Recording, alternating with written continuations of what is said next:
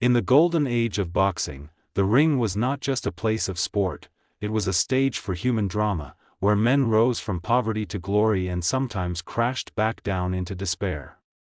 Among these stories, one name stands out with both brilliance and heartbreak: Kid Gavilán, the Cuban legend known as the Cuban Hawk. He wasn't just another boxer, he was a symbol of Cuban pride, a fighter whose flamboyant style and famous bolo punch captured the imagination of fans worldwide. In the 1950s, when boxing was ruled by colorful champions and unforgettable rivalries, Kid Gavilán carved out his place in history with a mix of skill, charisma, and courage. He was a man who fought his way from the streets of Havana to the bright lights of Madison Square Garden, but like so many fighters before and after him, his story is not just about victory. It is also about the price of fame, the pitfalls of glory, and the tragic decline that awaited him when the cheers faded. Once adored by thousands, Gavilán's later life would be marked by poverty, isolation, and obscurity, a cruel contrast to the heights he once achieved. This is not merely the story of a boxer, it is the story of a man who embodied the dreams of his people, who became a champion against the odds, and whose eventual downfall serves as a warning about the harsh realities of life beyond the ropes. In this documentary, we will journey through the rise, reign, and tragic fall of Kid Gavilán, from his humble beginnings in Cuba, to the unforgettable nights when his fists spoke louder than words, to the heartbreaking end when the world forgot the champion it once cheered for. So sit back and step into the past, as we revisit the life of a fighter whose name should never be forgotten. This is the tragic story of Kid Gavilán, the Cuban Hawk. When Kid Gavilán stepped off the boat in the United States during the late 1940s, he carried little more than a dream and the sharp instincts of a Cuban street fighter. America was the land of opportunity, but for a young, dark-skinned immigrant with broken English, it was also a land of prejudice and struggle. Yet, in the smoky arenas of New York, Miami, and Chicago, Gavilán began to craft a name that would echo through boxing history. The United States was already buzzing with boxing talent. Sugar Ray Robinson, Jake LaMotta, and Tony Gennaro were the big names dominating headlines. For Gavilán, the odds seemed impossible. He was a foreigner with no connections, but what he did have was an unorthodox style that American audiences had never seen before. His famous bolo punch, a hybrid of a hook and uppercut, delivered with a flourish, captivated crowds. It wasn't just a punch, it was theater, and the fans loved it. Promoters quickly recognized Gavilán's ability to sell tickets. He was flashy, he was unpredictable, and he had a granite chin. He could take punishment that would have sent most fighters to the canvas, and yet, he kept smiling as if pain fueled him. By 1946, Gavilán began to face stronger competition, climbing the ranks of the welterweight division. His first encounters with American fighters taught him valuable lessons about endurance and strategy, but they also revealed his resilience. He might lose a fight on points, but he never backed down. One of the key turning points in Gavilán's early U.S. career came in his series of fights against Sugar Ray Robinson, widely regarded as the greatest boxer of all time. Gavilán fought Robinson twice, once in 1948 and again in 1949.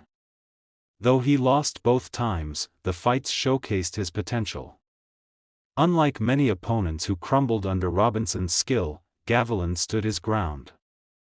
He pushed Robinson to his limits, forcing the boxing world to take notice of the Cuban challenger. The late 1940s and early 1950s marked Gavilán's steady climb. He defeated several high-profile opponents, including Billy Graham, in a series of thrilling battles that became fan favorites. Their rivalry was defined not only by skill but also by determination, as both fighters embodied the spirit of the era: tough, gritty, and relentless. Each win brought Gavilán closer to the ultimate prize, a shot at the World Welterweight title. Outside the ring, Gavilán became a cultural figure. Cuban fans rallied behind him, and American audiences admired his flair. He wore sharp suits, carried himself with charisma, and never shied away from the spotlight. He represented not just a boxer but a showman who could capture the crowd with a smile as much as with his fists. By 1951, Kid Gavilán had transformed from a poor Cuban farm boy into one of the most respected contenders in the welterweight division. He was no longer an underdog but a serious threat to the throne. His rise to stardom was a testament to his determination, his resilience, and his ability to turn hardship into glory. The stage was now set for Gavilan to claim the World Championship. By 1951, the boxing world was buzzing with anticipation. Kid Gavilán, the flashy Cuban with the bolo punch, had fought his way into contention for the World Welterweight Championship. His moment arrived on May 18, 1951, when he faced Johnny Bratton in Chicago for the vacant welterweight title. That night, Gavilán didn't just fight for himself, he fought for Cuba, for every immigrant chasing a dream, and for his place in boxing history. From the opening bell, Gavilán controlled the fight with his speed, footwork, and unpredictable combinations. Bratton was tough, but Gavilán's relentless pace and dazzling style overwhelmed him. After 15 hard rounds, the decision was unanimous: Kid Gavilán was the new World Welterweight Champion. The Cuban Hawk had officially soared to the top. The victory turned Gavilán into an international star. In Cuba, he became a national hero, celebrated like royalty. Streets in Havana echoed with cheers of his name. In the United States, he was hailed as one of the most exciting champions in the sport. His bolo punch was now legendary, a move that defined his persona as much as his victories. Fans came to see the punch as much as the man delivering it. As champion, Gavilán took on all challengers.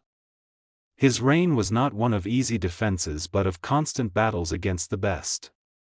He defeated Billy Graham in yet another epic bout, solidifying their rivalry as one of the greatest in welterweight history. He defended his title against Carmen Basilio, a fighter who would later go on to become a world champion himself. Each fight was a display of Gavilán's endurance, his iron chin, and his flair for showmanship, but what truly set Gavilán apart was his fearless spirit. He never ducked opponents. He fought anyone, anywhere, regardless of the risks. In 1952, he even defended his title against Chuck Davey, a highly regarded contender with a loyal fan base. Once again, Gavilán proved unstoppable, securing his reputation as a fighting champion. During this golden era, Gavilán's fights became must-see events. He headlined at Madison Square Garden and drew massive crowds wherever he went.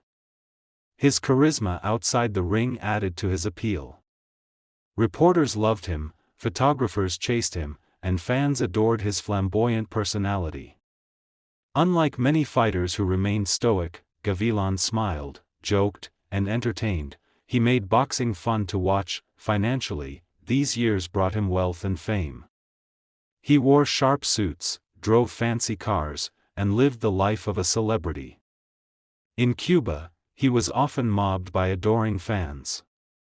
In the United States, he became a symbol of immigrant success, admired for his grit and his ability to rise above hardship. From 1951 to 1954, Gavilán stood at the pinnacle of the sport. His reign as World Welterweight Champion marked the peak of his career, cementing his place among boxing's greats.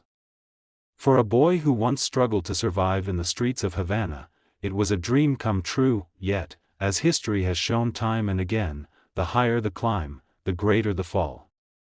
And for Kid Gavilán, the glory years would soon give way to challenges that no bolo punch could overcome. By the mid-1950s, Kid Gavilán was still a household name, but the signs of wear and tear were beginning to show. Boxing, after all, is a sport that spares no one. Years of brutal training camps, grueling 15-round fights, and endless wars inside the ring were beginning to take their toll on the Cuban Hawk. Though he still had flashes of brilliance, the sharp reflexes and lightning-fast counters that had once defined him were no longer quite the same. One of the first major blows to his reign came in October 1954, when he defended his welterweight crown against Johnny Saxton. The fight was controversial, with many observers believing Gavilan had done enough to retain his title. But when the scorecards were read, the decision went to Saxton, stripping Gavilan of his championship. The boxing world erupted in debate, with accusations of corruption clouding the outcome. For Gavilan, however, the damage was already done. His glorious reign had come to an end. Losing the belt didn't mean losing his fighting spirit. Gavilan continued to battle some of the biggest names in the sport, but with each passing fight, his decline became more visible. In 1955, he stepped up in weight to face the powerful Carl "Bobo" Olsen, the reigning middleweight champion. Gavilan, always fearless, took the challenge, but the size difference was glaring. Olsen's strength overwhelmed him, and Gavilan suffered a punishing defeat. Even more painful was his 1955 clash with the legendary Sugar Ray Robinson, who had returned to reclaim his place atop the boxing world. This time, Robinson was sharper, stronger, and more experienced, and though Gavilan fought bravely, he was outclassed by one of the sport's greatest icons. The loss reminded fans that while Gavilan was still a warrior, his time as a dominant force was fading. Outside the ring, the pressures mounted as well. The money he had earned during his championship years was beginning to slip away, spent on a lifestyle that was difficult to maintain without the steady income of big paydays. Promoters no longer lined up to offer him lucrative fights. Younger fighters, hungrier and fresher, began to rise, pushing Gavilan further down the rankings. Still, his pride wouldn't let him quit. He took on more fights, often against opponents who would have once been no match for him. But with every loss, his reputation dimmed. Fans who once saw him as untouchable now watched him struggle. The Cuban Hawk's wings were no longer soaring, they were faltering under the weight of age, exhaustion, and the unforgiving nature of the sport. By the late 1950s, Gavilan's career was in decline. Though he continued to step into the ring, the magic was gone. The champion who once dazzled the world with his bolo punch was now seen as a fading star, fighting more for survival than glory. And while his courage never wavered, the world of boxing is a cruel stage. Once the roar of the crowd fades, it is nearly impossible to bring it back. The decline of Kid Gavilan was not just the story of a boxer losing his edge, it was the story of a man confronting the harsh reality that even legends cannot outrun time. As the years passed, the world moved on, and Kid Gavilan slipped further into obscurity. The same man who once headlined Madison Square Garden and was celebrated as a Cuban national treasure now lived a life of poverty and struggle. For many boxing fans, the Cuban Hawk became a forgotten figure, an unfortunate fate for a former world champion. In the 1970s and 1980s, boxing continued to evolve, producing new stars like Muhammad Ali, Sugar Ray Leonard, and Roberto Duran. These fighters dominated headlines, and the name Gavilan was rarely mentioned outside of nostalgic conversations among old-school fans. For a man who had once defined the welterweight division, the silence was deafening. Financial hardship plagued his later years. Without pensions, sponsorships, or the lucrative television contracts that today's boxers enjoy, Gavilan struggled to survive. He reportedly lived in Miami and later in Chicago, often relying on small community support and the generosity of friends. At one point, he was said to be living in near homelessness, scraping by with menial jobs to keep food on the table. But despite these hardships, his pride as a champion never completely faded. He would tell anyone who asked that he had once been the World Welterweight Champion, that he had fought legends, and that he had represented Cuba on the biggest stages in the world. For Gavilan, his legacy as a fighter was his armor against the pain of poverty and obscurity. Tragically, the long-term effects of his career also caught up with him. Years of brutal punishment in the ring left their mark on his body and mind. Health issues became a constant battle, and without the proper care, they worsened over time. The man who had once dazzled audiences with his speed and endurance was now slowed by age, illness, and exhaustion. It wasn't until later in life that boxing historians began to reappreciate Kid Gavilan's contributions to the sport. Writers, fans, and even modern champions acknowledged his influence. His bolo punch remained one of the most iconic moves in boxing history, and his willingness to face any opponent earned him respect among purists. In 1990, a glimmer of recognition came when Gavilan was finally inducted into the International Boxing Hall of Fame. Though he was already in frail health, the honor symbolized a long-overdue acknowledgement of his greatness. For one brief moment, the spotlight returned to the Cuban Hawk, reminding the world of the legend who had soared so high in the 1950s. Kid Gavilán passed away on February 13, 2003, in Miami, at the age of 77. His death was mourned quietly, with tributes coming mostly from boxing historians and older fans who still remembered his glory days. For many, his life stood as a stark reminder of the fleeting nature of fame in boxing, a sport where today's hero can quickly become tomorrow's forgotten man, yet his legacy lives on. He inspired a generation of Cuban fighters, paving the way for stars like José Nápoles, Teofilo Stevenson, and later Guillermo Rigondeaux. His flamboyant style and his unbreakable spirit remain part of boxing's rich history. Kid Gavilán's rise and fall was tragic, but his impact is eternal. He was, and always will be, the Cuban Hawk. The story of Kid Gavilán is more than just the tale of a boxer. It is a reflection of the human condition, the highs of glory, the lows of defeat, and the fragile line that separates triumph from tragedy.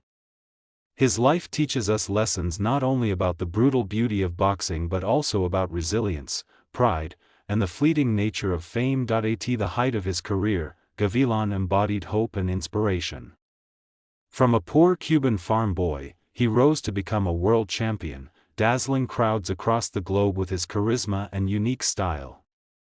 His bolo punch became a signature of creativity, proof that boxing is not only about strength but also about imagination. He showed the world that a fighter could be both an entertainer and a warrior. For Cuban fans, he represented national pride, a man who carried the dreams of a struggling country on his shoulders and proved that greatness could come from humble beginnings, but his downfall also serves as a cautionary tale. Like many boxers of his time, Gavilán faced the harsh reality of life after the ring. Fame and fortune are temporary, and without careful planning, even champions can fall into poverty. His struggles highlight the lack of support systems for athletes, especially in eras when fighters were exploited by promoters and managers who reaped the benefits while leaving the fighters vulnerable. Today, as modern boxers earn millions, Gavilán's story is a stark reminder that wealth and fame are fragile unless secured with foresight. There is also a lesson in his resilience. Even when stripped of wealth, health, and recognition, Gavilán never lost his pride as a fighter. He carried himself with dignity, reminding others that he had been a champion, that he had fought the best, and that no one could erase his place in history. His refusal to surrender to bitterness shows the strength of a true warrior's spirit. In a broader sense, Gavilán's life speaks to all of us. It reminds us that success is not permanent, that challenges will always come, and that true greatness lies not just in reaching the top, but in how we carry ourselves when life knocks us down. His legacy is not only in his victories but in the way he faced defeat, with courage and an unbreakable will. Today, when we look back on Kid Gavilán's story, we see both a warning and an inspiration. A warning about the dangers of fame without stability, but also an inspiration about the power of determination and self-belief. He was a man who fought against the odds, who soared to unimaginable heights, and who endured the harshest of declines with his head held high. The tragic rise and fall of Kid Gavilán is a story that boxing, and the world, should never forget. For in remembering him, we not only honor a champion but also learn the timeless truth that greatness is not measured only by victory, but by the spirit with which we face life's hardest battles. And so, we reach the end of the story of Kid Gavilán, the Cuban Hawk. From the dusty streets of Havana to the roaring lights of Madison Square Garden, his journey was nothing short of extraordinary. He fought legends, dazzled crowds, and carried the pride of Cuba on his shoulders. For a time, he was on top of the world, a symbol of what determination and courage could achieve. but as with many fighters, the glory was fleeting. Fame faded, money disappeared, and the champion who once inspired millions slipped into the shadows of poverty and obscurity. Yet even in his darkest days, Gavilan never surrendered his dignity. He remained, until the very end, a fighter. His story is a reminder that boxing is more than punches and titles, it is about the human spirit, the rise and fall, and the lessons we carry forward. The Cuban Hawk may no longer be with us, but his legacy continues to soar through the history of the sport. Thank you for watching this journey into the life of Kid Gavilan. If you enjoyed this story and want to explore more forgotten legends of boxing, don't forget to like, share, and subscribe.